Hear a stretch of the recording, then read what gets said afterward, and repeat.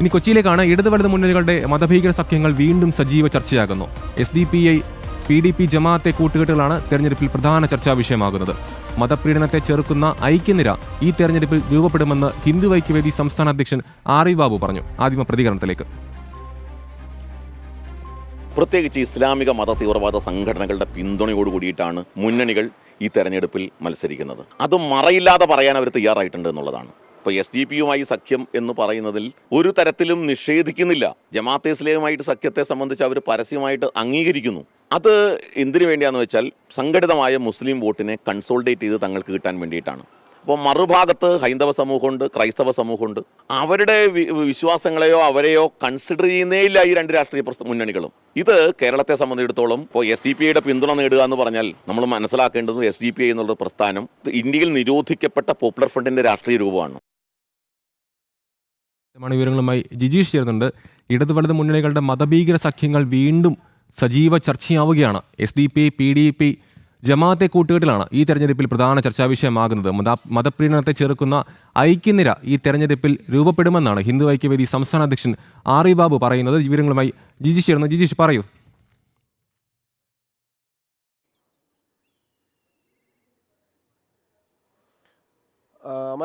ഇടത് വലത് മുന്നണികളെ കൃത്യമായി തന്നെ തുറന്നു കാണിക്കപ്പെടുന്ന ഒരു സാഹചര്യം നിലവിൽ വന്നു ചേർന്നിരിക്കുകയാണ്. അത്തരം ഒരു സാഹചര്യം ഉണ്ടാക്കിയിരിക്കുന്നത് അവർ തന്നെയാണ്. കാരണം പ്രതിപക്ഷ നേതാവാണെങ്കിലും മുഖ്യമന്ത്രിയാണെങ്കിലും എല്ലാം തന്നെ പരസ്പരം LDF UDFിനെതിരെയും UDF LDFിനെതിരെയും RSS ബന്ധവും RSS ഡീല് എന്നെല്ലാം പറഞ്ഞുകൊണ്ടുള്ള ആരോപണ പ്രത്യാരോപണങ്ങളിലേക്ക് തെരഞ്ഞെടുപ്പ് സമയത്ത് കടന്നിരുന്നു.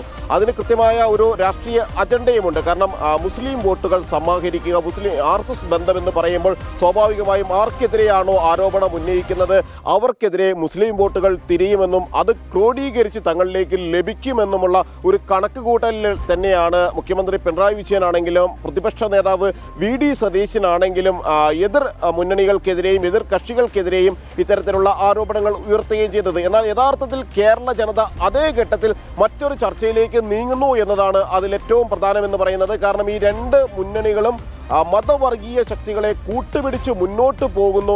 ഈ തെരഞ്ഞെടുപ്പിൽ കൃത്യമായ സഖ്യങ്ങൾ പരസ്പരം ഉണ്ടാക്കിക്കൊണ്ട്, അത് രഹസ്യവും പരസ്യവുമായ സഖ്യങ്ങൾ ഉണ്ടാക്കിക്കൊണ്ട് മുന്നോട്ട് പോകുന്നു എന്ന വസ്തുതയിലേക്ക് ചർച്ചകൾ നീങ്ങുന്നു. സാധാരണ ജനങ്ങൾ അത്തരം കാര്യങ്ങൾ ആലോചിക്കുകയും അതുമായി ബന്ധപ്പെട്ട ചർച്ചകളിലേക്ക് നീങ്ങുന്നു എന്നതാണ് ഈ ചർച്ചകൾ. അല്ലെങ്കിൽ അനാവശ്യ വിവാദങ്ങൾ, രണ്ട് മുന്നണികളും രണ്ട് മുന്നണികളുടെ പ്രധാന നേതാക്കളും ഉണ്ടാക്കിയിട്ടുള്ള അനാവശ്യ വിവാദങ്ങൾ എത്തിച്ചിരിക്കുന്നത് എന്നതാണ് ഏറ്റവും പ്രധാനം. അതിൽ മുഖ്യമെന്ന് പറയുന്നത് UDFിന്റെ ജമാഅത്ത് ബന്ധം, ഒപ്പം തന്നെ SDPI നിരോധിത ഭീകര സംഘടനയായ PFIയുടെ രാഷ്ട്രീയ രൂപമാണ് SDPI.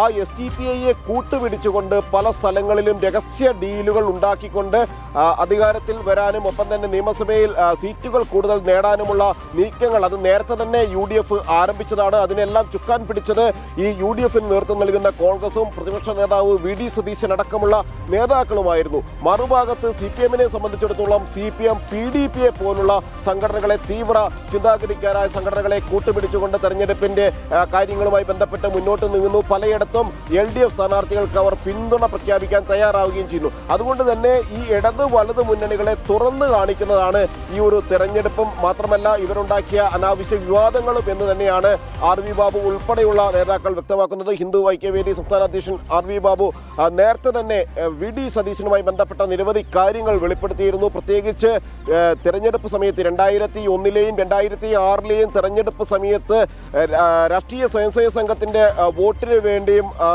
VD സതീശൻ ശ്രമിച്ചിരുന്നു എന്നത് ആദ്യം വെളിപ്പെടുത്തിയത് RV ബാബു ആയിരുന്നു. അതോടൊപ്പം തന്നെ ഇതുമായി ബന്ധപ്പെട്ടുകൊണ്ട് ഇത്തരം ആരോപണങ്ങൾ ഉന്നയിക്കുന്ന ആളുകളെ വ്യക്തിഹത്യ നടത്തി വായടപ്പിക്കാൻ ശ്രമിക്കുന്ന പ്രതിപക്ഷ നേതാവിന്റെ നീക്കങ്ങൾക്കെതിരെയും അദ്ദേഹം ശക്തമായി തന്നെ രംഗത്ത് വരികയും ചെയ്തു. അങ്ങനെ മുഖ്യമന്ത്രി ഉന്നയിക്കുന്ന ഒരു ആരോപണം എന്ന് പറയുന്നത് SDPI ബന്ധത്തെക്കുറിച്ച് ഒന്നും തന്നെ മുഖ്യമന്ത്രിക്ക് പറയാനില്ല. ജമാഅത്ത് ഇസ്ലാമിയുമായി UDF കൂട്ടുകൂടുന്നതിനെ പറ്റി മുഖ്യമന്ത്രിക്ക് പരാതികൾ ഒന്നും തന്നെയില്ല. CPMന്റെ ഒരു നേതാക്കൾക്കും സംസ്ഥാന സെക്രട്ടറി അടക്കം ആർക്കും തന്നെ അതുമായി ബന്ധപ്പെട്ട പരാതികളില്ല. മറുഭാഗത്ത് കോൺഗ്രസിനെ സംബന്ധിച്ചിടത്തോളം ആണെങ്കിലും UDFിനെ സംബന്ധിച്ചിടത്തോളം ആണെങ്കിലും LDFിന്റെ PDP ബന്ധവും അല്ലെങ്കിൽ അതുപോലെ മത തീവ്രവാദ മതഭീകര ശക്തികളുമായി കൂട്ടുകെട്ടുണ്ടാക്കാനുള്ള നീക്കങ്ങളെ ഏതെങ്കിലും തരത്തിൽ ചെറുത്ത് നിൽക്കുന്ന ഒരു സമീപനം കോൺഗ്രസിന്റെ ഭാഗത്തു നിന്നും ഉണ്ടാകുന്നില്ല. മറിച്ച് RSSനെതിരെ ആരോപണങ്ങൾ ഉന്നയിക്കുകയും RSS ഡീൽ എന്ന പരസ്പരം സ്ഥിരമായി എല്ലാ തെരഞ്ഞെടുപ്പുകളിലും ആവർത്തിക്കുന്ന ആരോപണങ്ങൾ ഉയർത്തിക്കൊണ്ട് മുസ്ലിം വോട്ടുകൾ സമാഹരിക്കുക, സംഘടിത വോട്ടുകൾ സമാഹരിച്ചുകൊണ്ട് തെരഞ്ഞെടുപ്പിൽ നേട്ടമുണ്ടാക്കാനുള്ള അത്തരം ശ്രമങ്ങളിലേക്ക് ഇടതു വലതു മുന്നണികൾ നീങ്ങുന്നു എന്നതാണ് അത് തന്നെയാണ് ജിജീഷ്. ഇപ്പം മതേതരത്വം പറയുന്നവർ തന്നെ മതം പറഞ്ഞ് വോട്ട് പിടിക്കുന്ന ഒരു സാഹചര്യം, ഇടതെന്നോ വലതെന്നോ വ്യത്യാസമില്ലാതെ ഇരു മുന്നണികളുടെയും മതഭീകര സഖ്യമാണ് ഇപ്പോൾ വീണ്ടും സജീവ ചർച്ചയാകുന്നത്. ജിജീഷ് കരുണാകരനാണ് കൊച്ചിയിൽ നിന്നും വിവരങ്ങൾ പങ്കുവച്ചത്.